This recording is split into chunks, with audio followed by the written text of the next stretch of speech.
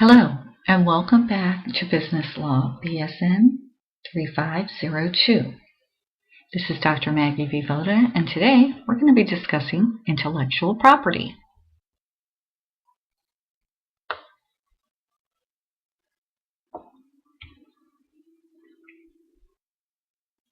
Every organization has many resources.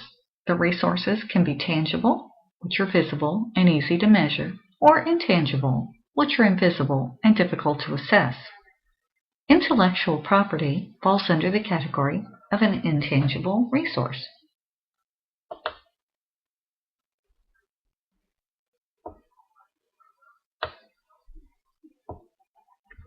Intellectual property defined. Intellectual property is an original intellectual creations, including inventions, literary creations, and works of art that are protected by patents or copyrights. Intellectual property is the work product of the human mind. Novels, paintings, computer programs, songs, and inventions are all examples. Intellectual property, otherwise known as IP, differs from other kinds of property such as lands, buildings, stocks, consumer goods in several key ways. While often expensive and time-consuming to generate, intellectual property can be quickly and easily copied. Unlike tangible items who have physical limitations, only one person can drive a car at a time, a pie can only be divided into so many slices. The number of persons who can use one item of intellectual property is boundless. A painting hung in a museum or reproduced in art books or on the internet can be viewed by many. A poem or a song can be endlessly repeated and enjoyed.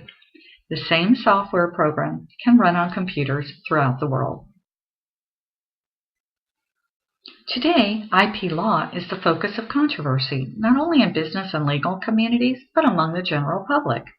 As intellectual property has become key to U.S. economy, in the world economy, legal protections for those owning patents and copyrights have been greatly expanded, often in conflict with the norms of cyberspace, whose founders freely shared and borrowed creative works, claiming information wants to be free.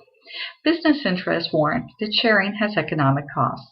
The Business Software Alliance, BSA, estimates global losses from software piracy at $11 billion with a B annually, with more than $6.9 billion with a B lost in the United States alone in 2005. The Coalition Against Counterfeiting and Piracy is urging stronger U.S. government action to stop trafficking in pirated and counterfeit goods, claiming that its cost to the U.S. economy is between $200 and $250 billion and 750,000 lost jobs per year. Patent law, once too technical and obscure for most of the public to even notice, now commands headlines, with 440 inventors filing patent applications in the U.S.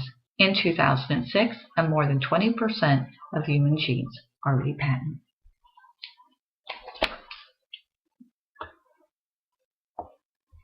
Examples of intellectual property can include, for example, the formula for Coca-Cola, KFC's mysterious 11 herbs and spices recipe, Andy Warhol paintings, literary works, jewelry creations, and so forth.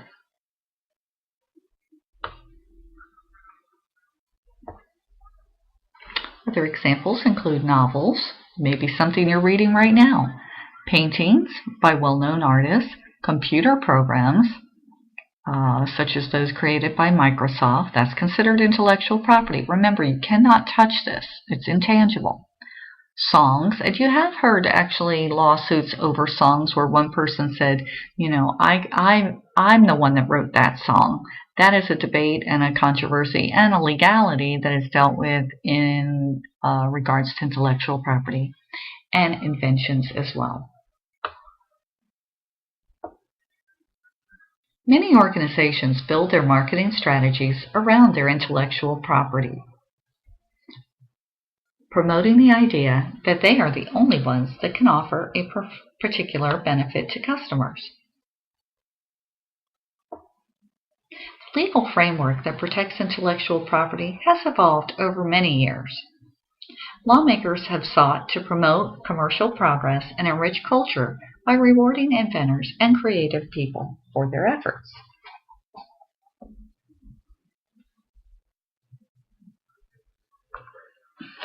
Another legal issue many small business owners face relates to the unique features of their products or services. These special features may not merely be why people buy from you, they all justify why someone might invest in your company or lend you money. For this reason, let's say there's a hypothetical organization, a company called Mayan Pigments, and they would obtain patents on their pigments or their processes. They want to differentiate their products from other manufacturers, but they also, more importantly, want to ensure that they prevent rivals from stealing that competitive advantage.